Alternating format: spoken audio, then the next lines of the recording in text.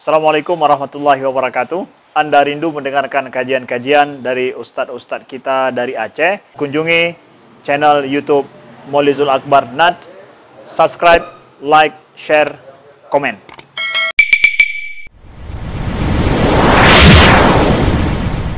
Assalamualaikum warahmatullahi wabarakatuh. Alhamdulillah Rabbil Alamin alladhi arsala rasulahu bil huda wa dinil haqq liyudhhirahu 'ala ad-din kullihi wa kafa billahi shahida. Asyhadu an la ilaha illallah wahdahu la syarika lah wa asyhadu anna Muhammadan 'abduhu wa rasuluhu alladhi la nabiyya ba'da. Allahumma salli wa sallim wa barik 'ala nabiyyina Muhammad sallallahu alaihi wasallam tasliman katsira wa sallallahu ala alihi wa sahbihi ajma'in. A'udzu billahi minasyaitonir rajim. Bismillahirrahmanirrahim. Wa man ahsanu qawlan mimman da'a ila Allah wa 'amila shalihan wa qala innani minal muslimin. Shadaqallahul 'azim. Sidang jamaah maghrib dan isya yang dirahmati Allah subhanahu wa ta'ala, puji dan syukur kita panjatkan kehadirat Allah subhanahu wa ta'ala atas segala bentuk limpahan rahmat dan juga curahan nikmatnya kepada kita semua.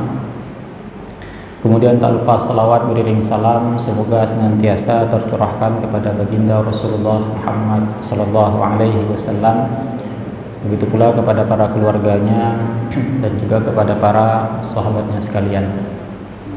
Sejatinya yang duduk di hadapan jamaah sekalian adalah guru kita bersama, Ustadz Irwanto.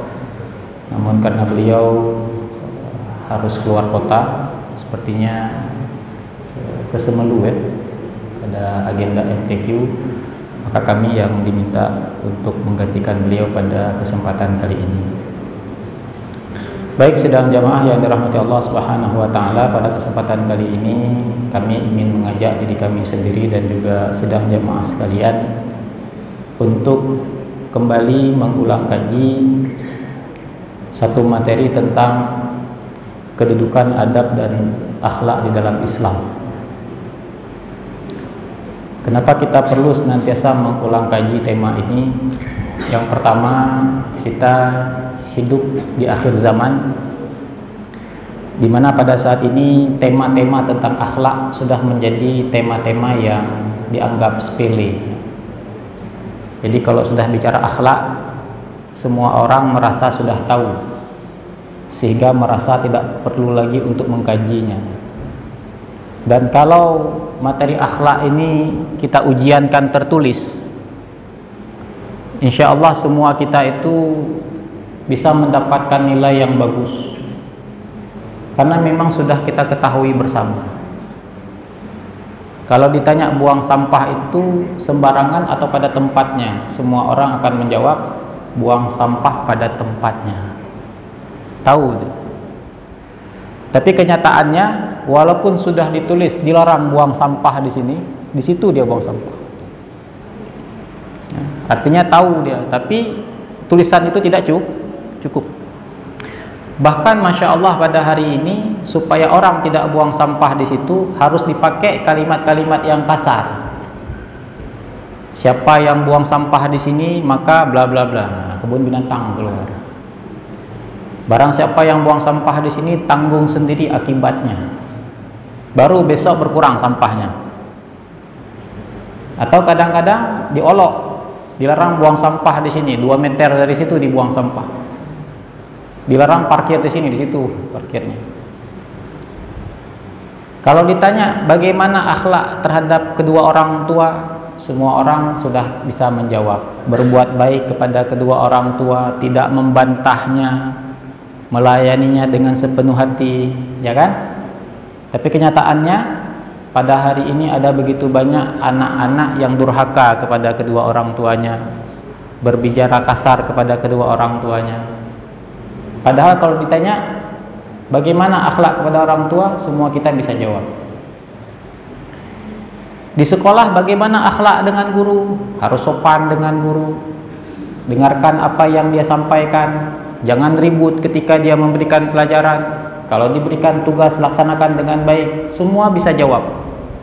Tapi kenyataannya jauh panggang daripada api. Nah, karena semua orang merasa sudah tahu tentang akhlak ini, maka tema-tema tentang akhlak ini kurang diminati. Bahkan kalau boleh kita katakan, hari ini yang justru diminati adalah tema-tema tentang fikih. Kajian boleh apa saja judulnya, mau kajian akidah, mau kajian sirah, ya.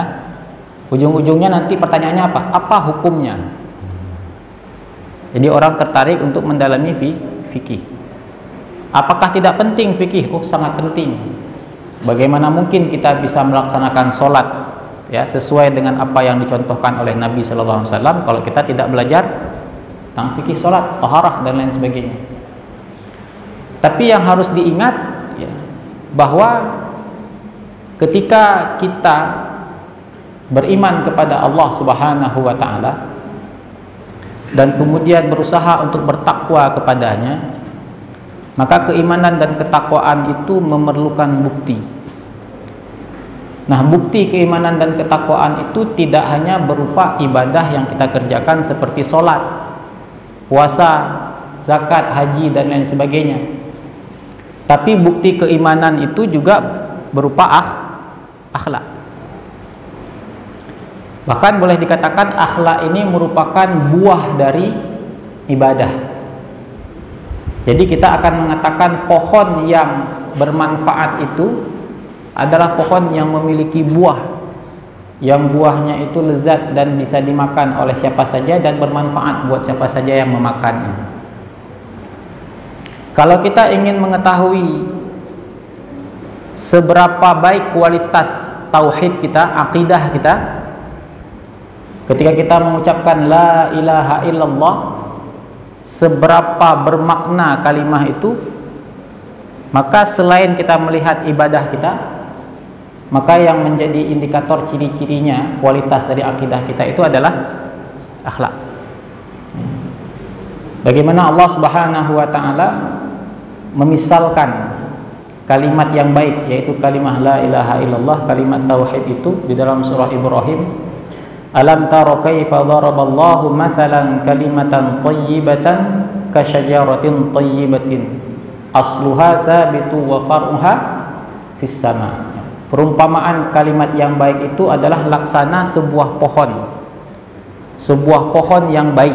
Bagaimana pohon yang baik itu? Akarnya menghujam ke dalam bumi, ke dalam tanah, kokoh dia itu, dan kemudian cabang-cabangnya itu menjulang ke langit. Kemudian diceritakan lagi, tu'ti ukulaha kulla hinin bi'izni rabbiha, dan kemudian dia menghasilkan buah. Jadi pohon yang baik itu akarnya menghujam ke dalam bumi, cabangnya menjulang ke langit, dan dia memiliki buah. Jadi buah dari akidah yang benar, buah dari ibadah yang benar, diantaranya adalah akhlak. Nah, pada hari ini kita bisa jadi bersemangat. Alhamdulillah, kita perlu bersyukur ketika kita mencari tahu, belajar bagaimana tata cara beribadah sesuai dengan sunnah Nabi. Kita tanya, dalilnya sahih atau tidak? Ketika sholat, yang mana dalilnya sahih? Kita begitu berhati-hati agar memastikan sholat kita itu sesuai dengan yang dicontohkan oleh Nabi. Sebentar lagi akan datang bulan Ramadan. Kita juga bertanya dalil-dalil yang sahih tentang ibadah puasa. Kita berharap dengan dalil-dalil itu kita bisa melaksanakan ibadah tadi itu sesuai dengan tuntunan Nabi Sallallahu Alaihi Wasallam. Alhamdulillah, kita bersyukur ketika kita sudah termotivasi untuk belajar hal-hal tersebut, dan itu penting. Namun sayangnya pada hari ini masih terbatas orang yang mencoba untuk mencari tahu bagaimana akhlak sesuai dengan yang dicontohkan oleh Nabi Sallallahu Alaihi Wasallam. Sehingga kalau dilihat ibadahnya luar biasa, betul-betul sesuai dengan contoh dari Nabi Sallallahu Alaihi Wasallam. Tapi ketika melihat akhlaknya, bertolak belakang sama sekali.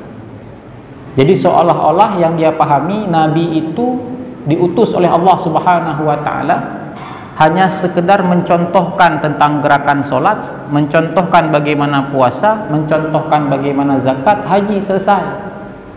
Dan tidak mencontohkan bagaimana seseorang itu berakhlak, memiliki akhlak dan adab.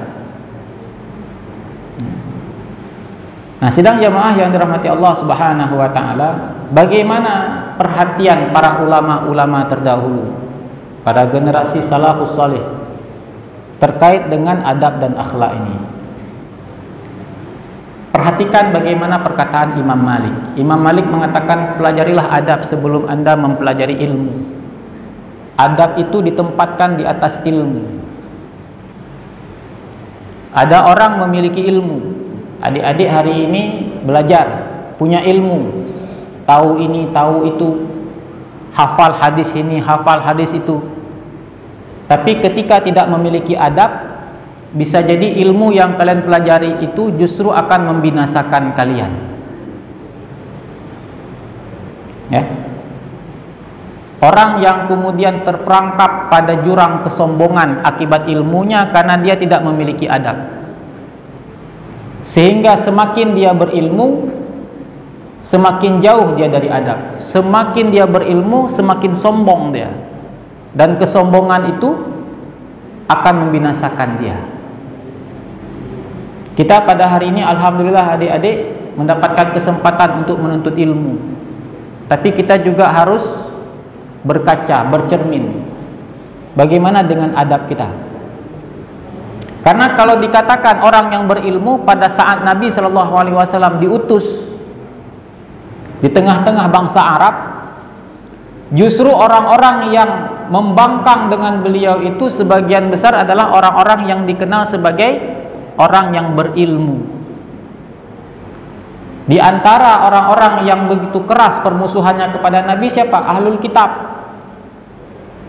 Orang yang menghafal isi Taurat, orang yang menghafal isi Injil. Tapi justru mereka begitu menguasai Taurat dan Injil, ilmu yang mereka miliki tidak mampu membuat mereka itu memiliki adab dan akhlak, khususnya kepada Nabi SAW yang sudah digambarkan di dalam kitab-kitab mereka sebagai Nabi penutup. Sehingga walaupun mereka itu menguasai isi Taurat, tapi Allah sama sekali tidak menganggap ilmu mereka itu. Bahkan mereka yang menghafal isi Taurat itu diumpamakan oleh Allah Subhanahu wa taala sebagai keledai. Sebagai keledai. Orang hafal Taurat dibilang keledai sama Allah. Masalul ladzina hummilut Taurata tsumma lam yahmiluha kamatsalil himari yahmilu asfara. Orang-orang yang menghafal Taurat itu diumpamakan oleh Allah Subhanahu wa taala laksana seekor keledai yang membawa begitu banyak kitab di punggungnya. Tapi kitab itu bagi seekor keledai tidak punya arti, tidak punya manfaat, kecuali hanya memberatkan dia saja. Nah, pada hari ini adik-adik, kalau Taurat itu kita ganti dengan Al-Quran. Kalian hadir di sini setiap habis sholat maghrib, duduk sampai isya, murajaah, menambah hafalan. Nanti habis sholat isya bisa lagi murajaah lagi, besok dibangunkan sebelum subuh murajaah lagi, dan lain sebagainya. Kita hafal isi dari Al-Quran.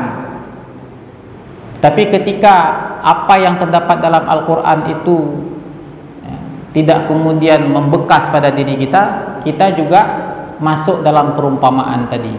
Orang yang hanya sekedar menghafal ayat-ayat Al-Quran tapi tidak memiliki dampak bagi yang menghafalkannya. Hari ini banyak orang tua yang susah dan juga guru-guru yang susah ketika mendapati anak-anak yang menuntut ilmu di pesantren punya hafalan sekian juz, tapi ngomong sama orang tuanya seperti ngomong laksana anak-anak yang nggak pernah hafal Quran. Ada anak-anak yang sekolah di luar pesantren tidak pernah hafal Quran, tidak pernah belajar agama, dia ngomong sama orang tuanya itu lebih parah daripada dia ngomong sama kawannya. Tega dia bentak orang tuanya, dia ancam orang tuanya. Kalau nggak beli sepeda motor nggak mau sekolah, kalau nggak beli HP nggak mau sekolah. Dia nggak mau tahu bagaimana kesulitan orang tuanya mencari uang. Pokoknya harus beli apa yang saya mau. Kalau itu dilakukan oleh anak-anak di luar sana yang nggak pernah belajar agama, mungkin kita bisa memaklumi. Nggak tahu dia bagaimana cara berinteraksi dengan kedua orang tua. Tapi sayangnya itu juga terjadi pada anak-anak yang menghafal Quran kesehariannya. Nah, ini yang perlu kita evaluasi. Kalian kalau mau mengetahui seberapa besar keberkahan ilmu yang kalian dapatkan di pesantren ini, maka salah satunya lihat bagaimana cara kalian berhubungan dengan kedua orang tua kalian. Kalau cara kalian berhubungan dengan kedua orang tua, berkomunikasi dengan kedua orang tua dengan komunikasi yang jauh dari adab, maka tunggu saja bahwa ilmu itu tidak menimbulkan keberkahan, dan bisa jadi pada suatu saat nanti ilmu itu justru akan membinasakan kalian.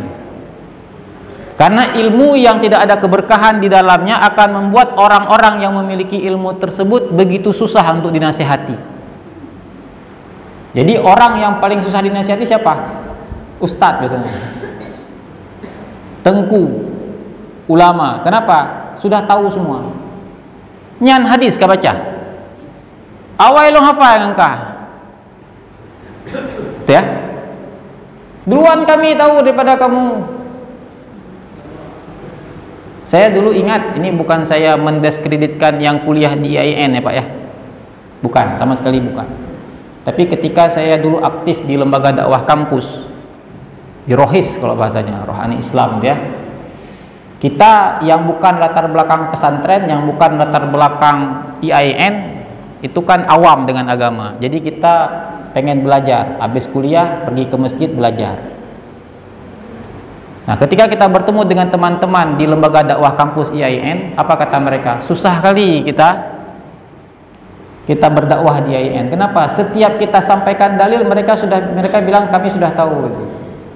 Hana payah leka purnolun, kawai longupongkah. Jadi orang yang paling susah dinasihati siapa? Orang yang berilmu. Makanya dikatakan tadi yang paling besar penentangannya kepada Nabi Sallallahu Alaihi Wasallam siapa? Orang yang berilmu, ahlul kitab. Abu Jahal itu bukan orang bodoh, walaupun kemudian dikatakan dia Abu Jahal, tapi pembawaannya dia orang yang pintar, dia ahli hukum, dia itu orang yang fasih berbicara. Abu Lahab bukan orang sembarangan. Umayyah itu bukan orang sembarangan. Ya, banyak sekali orang-orang yang menentang dakwah Nabi itu bukan orang sembarangan. Orang-orang yang berilmu, bisa baca, bangsawan. Kalau hari ini mungkin S1, S2, S3. Ahlul kitab tuh mungkin dipanggil syekh pada hari ini. Doktor LCMA, ya, pakar fikih. Tapi ketika datang dakwah dari Nabi SAW, mereka yang duluan membantah itu semua. Maka diumpamakan keledai. Terus yang beriman kepada Nabi siapa? Bilal, Khabab bin Arat, Zaid bin Harithah. Orang-orang yang kebanyakan mereka ini justru stratanya menengah ke bawah, nggak bisa baca tulis. Saya sampaikan kepada adik-adik kan, ketika Bilal itu disiksa ya, oleh tuannya, dia hanya mengucapkan satu kata saja, ahad, ahad, ahad. Dan itu ditanya sama sahabat yang lain, kenapa kamu cuma bilang ahad? Ngaji kek, ucapkan kalimat zikir yang lain kek, kenapa cuma ahad? Ya, Bilal dengan sederhananya mengatakan, yang aku tahu cuma itu. Dari apa yang dibawa oleh Nabi Muhammad SAW, yang aku tahu bahwa Allah itu, Tuhan itu satu. Selebihnya Bilal mengakui tidak tahu. Ya, bagaimana dia bisa tahu? Bilal itu tidak sempat ikut pengajian bersama Nabi di rumah Arqam bin Abil Arqam, tidak sempat. Dia budak, kapan sempat dia pergi? Sehingga banyak yang dia belum tahu. Tapi yang dia tahu hakikat dari apa yang dibawa oleh Nabi SAW apa? Sembahan itu satu. Lata, Uzza, patung-patung itu tidak layak untuk disembah. Mereka tidak bisa berbuat apapun, bahkan untuk melindungi dirinya sendiri mereka tidak bisa. Tapi justru dia beriman kepada ajaran Nabi SAW. Nya nurung-nurung yang cara membunuh Abu Jahal dan kawan-kawan itu, yang dianggap orang yang pintar, tapi justru mereka membantah apa yang dibawa oleh Nabi, dan mereka masih setia menyembah patung. Jadi sebenarnya siapa yang bodoh? Kalau dibilang bodoh Bilal, iya, orang akan menganggap Bilal tidak tahu apa-apa. Seorang budak kulit hitam, tidak bisa baca, tidak bisa tulis, tidak tahu apa-apa, tidak ngerti apa-apa. Tapi dia mengimani bahwa yang layak disembah bukan patung. Abu Jahal dijuluki ahli hukum, sarjana hukum, tapi justru dia menyembah patung yang dia tahu tidak bisa memberikan manfaat dan tidak bisa memberikan kemudaratan bagi siapa saja, bahkan untuk dirinya sendiri. Nah, hari ini adik-adik, justru kalau kita melihat banyak masalah di negeri kita. Buat jalan 1 bulan sudah hancur jalan. Siapa yang bikin hancur jalan itu?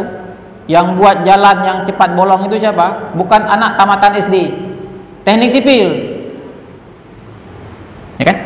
Yang bikin rusak hukum siapa? Bukan lulusan SD, sarjana hukum. Yang buat gedung baru 1 bulan sudah retak siapa? Bukan lulusan SD, orang arsitek. Yang buat rusak agama siapa? Bukan orang awam, orang yang dipanggil ulama. Justru yang merusak kehidupan dunia pada hari ini justru bukan orang bodoh, tapi orang yang berilmu. Tapi ilmu yang dia tuntut itu tidak sedikit pun memberikan manfaat kepada dia, tapi ilmu itu justru digunakan untuk membuat kerusakan. Ahlul kitab itu menghafal isi Taurat, tapi isi Taurat yang mereka hafal itu justru dipergunakan untuk melakukan kerusakan. Sehingga Imam Malik mengatakan, pelajarilah adab sebelum kalian mempelajari ilmu. Karena dengan adab, ilmu itu akan menjadi berkah, dan ilmu itu yang akan menjaga kita. Ilmu itulah yang nanti akan membuahkan amal, rasa takut, malu, dan lain sebagainya. Tapi ketika seseorang itu tak punya adab, maka ilmu itu akan menjadi asbab dia menjadi manusia yang sombong. Tapi ada orang yang bisa jadi tidak punya ilmu, bodoh dia, tapi dengan adab dia bisa terselamatkan. Ada orang pada hari ini menganggap dia berilmu. Karena menganggap dia berilmu, gengsi kalau bilang nggak tahu. Padahal salah satu adab dalam bagi orang penuntut ilmu itu apa? Mengucapkan tidak tahu. Kata Imam Ahmad apa? Berlapang dada mengucapkan la adri, aku tidak tahu, itu setengah bagian dari ilmu. Tapi hari ini siapa yang punya kekuatan mengatakan aku tak tahu? Oh, saya nggak ngerti itu. Nah, gara-gara dia menganggap dirinya paling berilmu, dia tidak bertanya kepada orang yang mengetahui. Apa yang terjadi? Dia binasa. Tapi orang yang punya adab, walaupun dia awam, adab itu akan menuntun dia untuk mau bertanya kepada yang mengerti. Tidak ada rasa sungkan dia untuk bertanya. Saya nggak ngerti, maka saya bertanya. Maka adab itu yang akan menyelamatkan dia. Kendati orang menganggap dia bodoh. Kemudian yang kedua, kata Yusuf bin Al-Husain, beliau mengatakan, dengan mempelajari adab, maka engkau akan mudah memahami ilmu.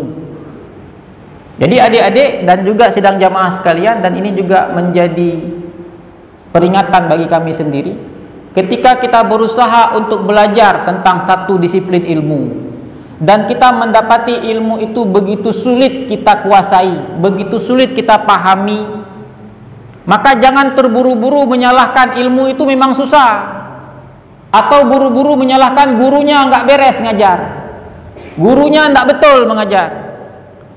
Tapi bisa jadi kita begitu sulit memahami ilmu itu karena kita tidak punya adab. Adab dalam menuntut ilmu. Nah, salah satu adab dalam menuntut ilmu itu apa? Memiliki adab terhadap guru. Hari ini orang sekolah, banyak orang sekolah semua. Di mana yang nggak ada sekolah pada hari ini?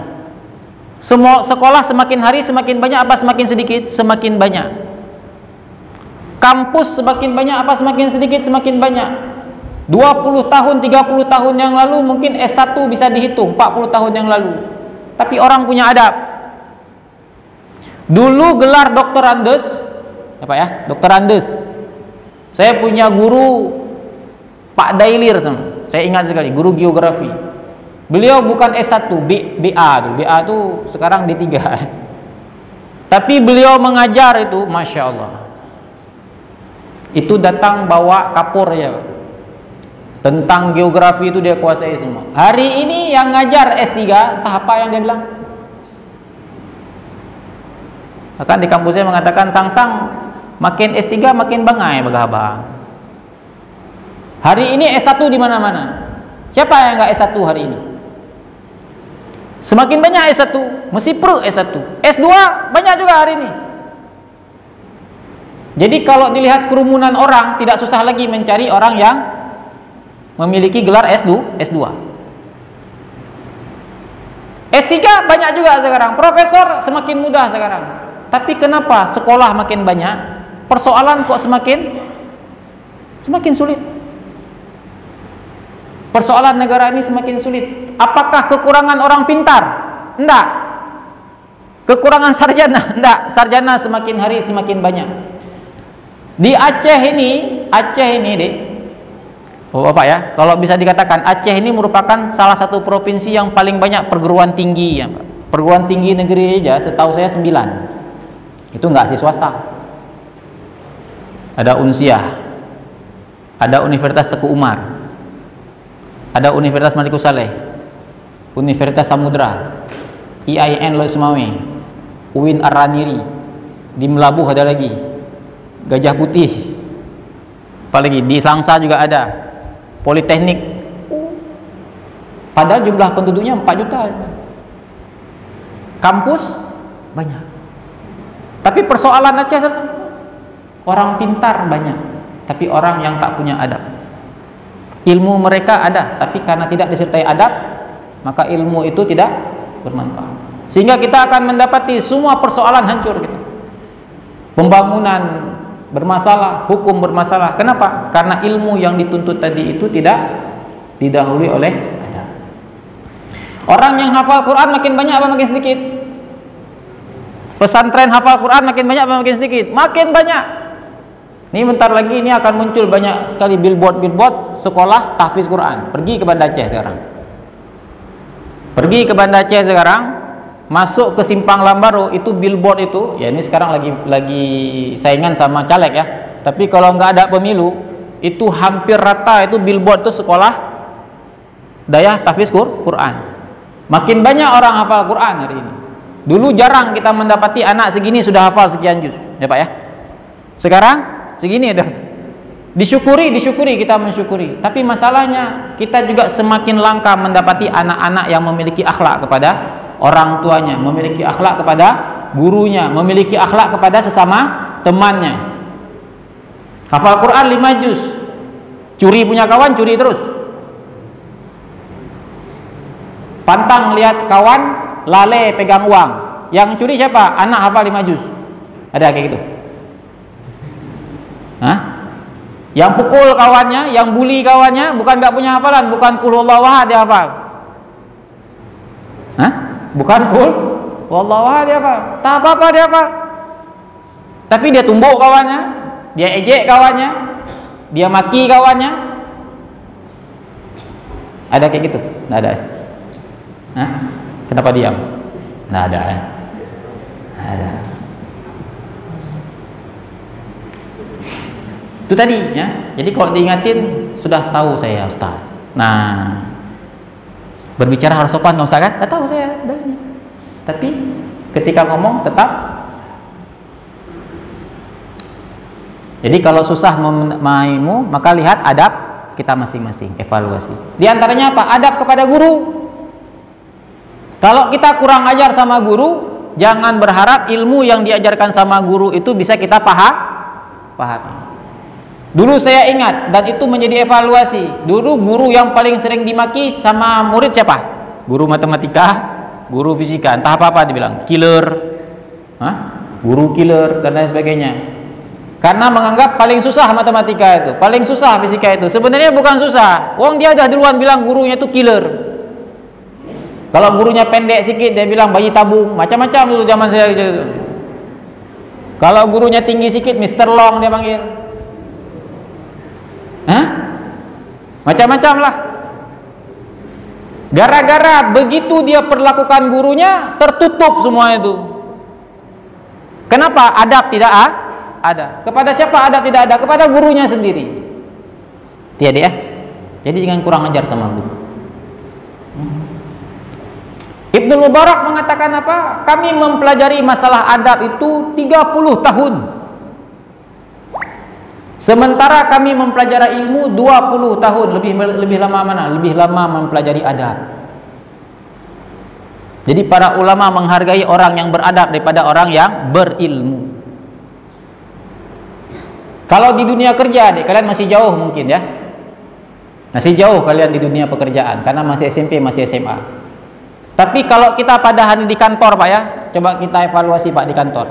Yang menjadi masalah kita di kantor kan bukan orang yang nggak bisa komputer kan, bukan orang yang nggak ngerti keuangan, tapi orang yang malas bekerja, orang yang nggak jujur, itu masalah kita. Orang yang mau kerjanya sedikit, pendapatannya banyak, orang yang nggak bisa kurang lebih. Masalah kita bukan masalah pada kemampuan teknis, tapi pada etos kerja pada hari ini. Dan itu semua berhulu kemana? Hulunya itu ada pada adab, bukan kemampuan intelektual.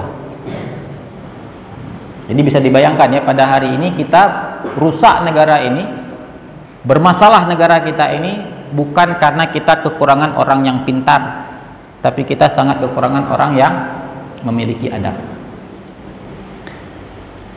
Kata Makhlad bin Al-Husain, Makhlad seorang salafus saleh, kami lebih butuh mempelajari adab daripada menguasai banyak hadis.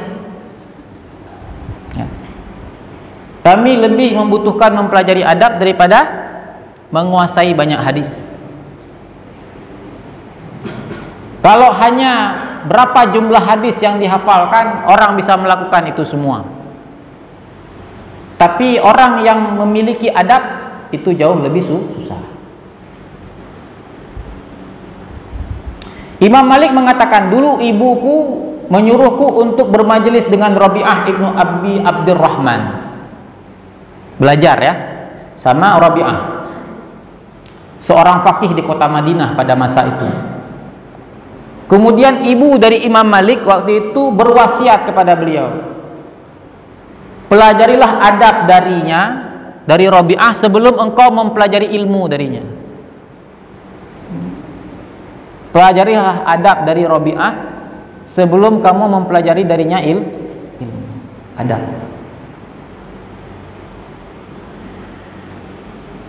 Imam Abu Hanifah mengatakan apa? Al-hikayatu an ulama wa mujalasatihim ahabbu ilayya min katsirin minal fiqh.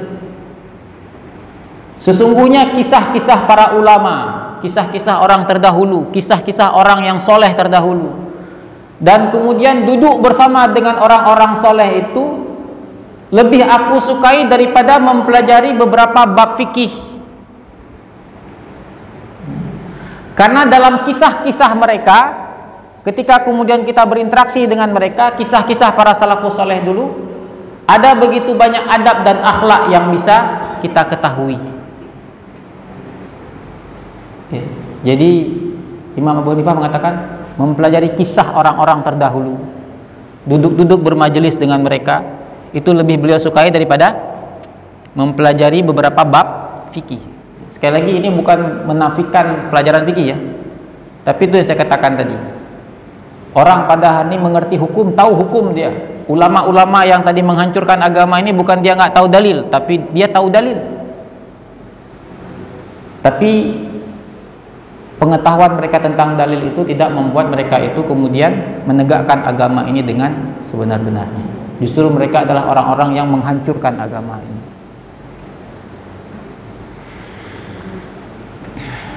Ya. Imam Syafi'i rahimahullah ta'ala mengatakan ketika ditanya, bagaimana engkau mencari atau belajar adab? Imam Syafi'i menjawab, aku mencarinya atau aku mempelajari adab itu laksana seorang ibu yang mencari anak satu-satunya hilang. Bisa dirasakan ya, seorang ibu cuman punya satu anak, pergi ke pameran Apeksi kemarin, hilang anaknya, gimana? Panik sang ibu itu. Seperti itulah kurang lebih Imam Syafi'i menggambarkan bagaimana seriusnya dia untuk belajar adab dan akhlak.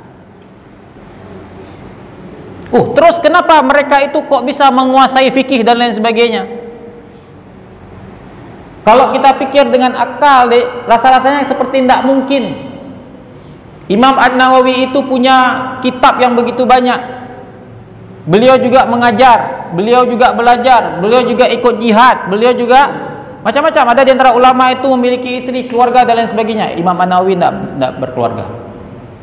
Rasa-rasanya 1 kali 24 jam itu kok bisa dia lakukan semuanya. Dia ikut perang, dia pergi berperang, dia mengajari orang, dia belajar juga, dia menulis buku, dia mencari rezeki, macam-macam. Kok ada waktu?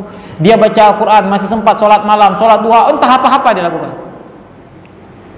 Sementara kita mengajar enggak, belajar enggak, berperang enggak, tulis buku enggak, tapi merasa enggak sempat semuanya. Kenapa? Bisa jadi ada keberkahan yang Allah turunkan kepada mereka. Sama-sama waktunya 24 jam deh. Kalian juga sama kan? Belajar di sini 6 tahun, sama-sama 6 tahun. Mulai dari sanawiyah, kemudian aliyah, sama-sama 6 tahun. Gurunya sama, tapi beda-beda kemampuannya, beda-beda kualitasnya kan?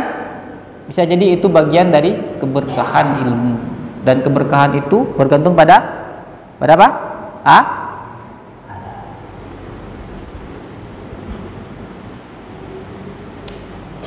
Saya ulangi lagi kalimat dari Ibnul Mubarak atau Abdullah bin Mubarak. Beliau mengatakan kita lebih butuh kepada adab meskipun dia sedikit dibandingkan ilmu yang banyak. Sekali lagi ini menegaskan bahwa adab lebih dibutuhkan di dalam keseharian daripada para ulama terdahulu. Misalkan di bagian dari adab ya. Sebelum mereka itu menuntut ilmu, sebelum mereka itu menulis hadis segala macam, apa yang mereka lakukan? Berwudu. Itu bagian dari adab. Bahkan diceritakan ada seorang ulama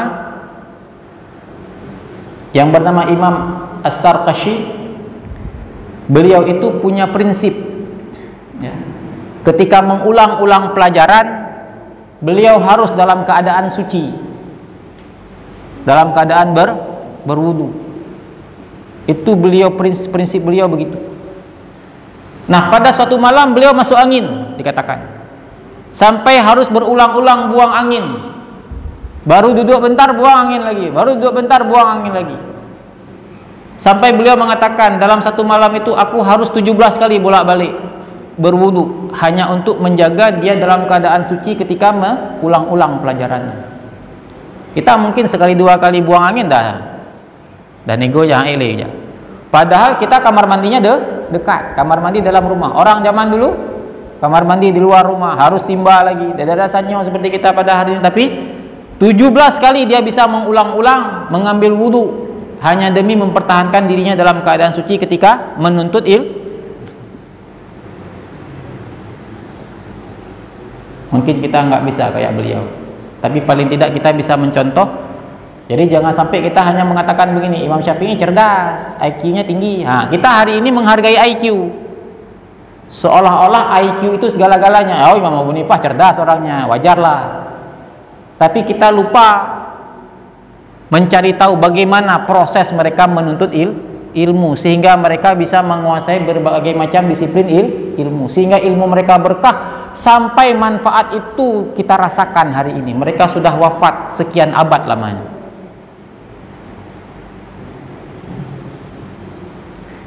Apalagi berikutnya, kata Imam Malik, al ilmu yu'ta wa la ya'ti. Ilmu itu didatangi, bukan mendatangi.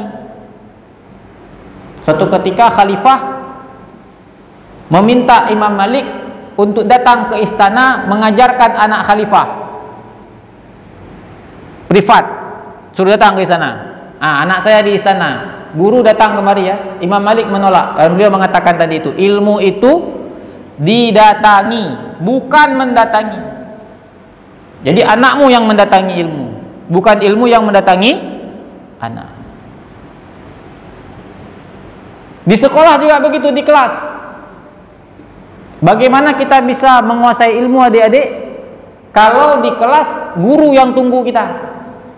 Ustadz dah masuk ke dalam kelas, anak murid masih di kamar, masih tidur. Guru sudah datang. Guru yang tunggumu murid. Seharusnya murid tunggu guru.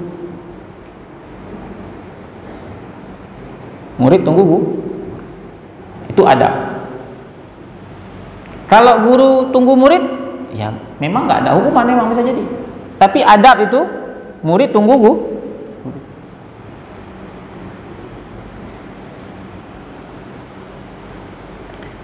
Imam Ali bin Husain Al-Attas pernah mengatakan, sesungguhnya ilmu dan pemahaman itu didapatkan seseorang sesuai dengan kadar adabnya terhadap guru. Nah, ini kata beliau. Apa kalimatnya? Ilmu dan pemahaman terkait dengan ilmu itu akan diperoleh oleh seseorang penuntut ilmu sesuai dengan kadar adab dia terhadap sang guru. Semakin kecil adab kita terhadap guru kita, maka semakin kecil kita itu bisa memahami ilmu. Paham ya? Jadi bukan hanya masalah kecerdasan otak, tapi masalah adab. Nanti kita bahas kapan-kapan. Imam Syafi'i itu ada seorang muridnya ini, kata Imam Syafi'i itu kalau boleh dibilang dengan bahasa kasar paling bodoh dibandingkan sama semua murid, paling bangai.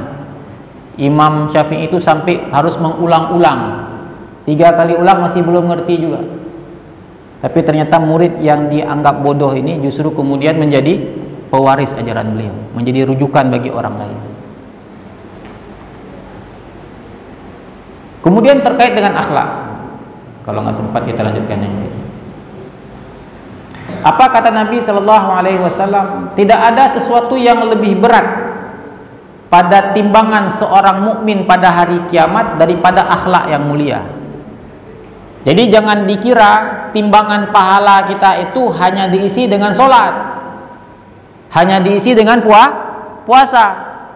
Tapi kata Nabi, yang juga akan menjadi pemberat timbangan kita sebagai orang beriman pada hari kiamat itu apa? Akhlak. Bahkan sebaliknya, akhlak yang buruk itu akan menggerus, menghilangkan atau membinasakan amal-amal soleh yang sudah kita kerjakan sekian lama selama kita hidup. Fa'tabiru ya ulil absar la'allakum turhamun. Subhanakallahumma wa bihamdika asyhadu an la ilaha illa anta astaghfiruka wa atubu ilaik. Assalamualaikum warahmatullahi wabarakatuh.